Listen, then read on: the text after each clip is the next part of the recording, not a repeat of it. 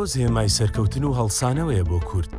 پێتوایە پێویستە چی بکرێت بۆ ئەوەی لە شکستەکانی کەرکووک و عەفرین بە سەربەرزی هەڵسێتەوە.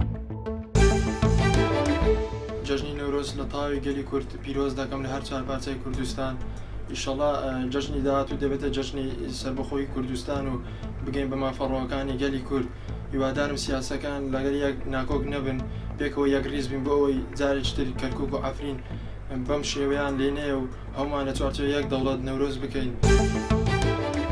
ئێمە کورد ئەبێ یەکگرتوو بین لەم نەورۆزە، هەرچەند نەورۆز ڕەمزی سەرکەوتن و دلیێریە بۆ ئێمەی کورد.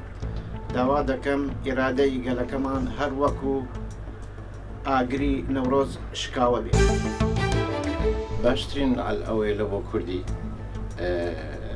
یەکبی کوردستان هەمووی بتەیە بەهۆی دژبنانیش نەتوانین داگیرمان بکەن و ئەوەتە لە عەفرین داگیر کرد، عەفرینی داگیر کرد، دنیا بێدەنگ بوو.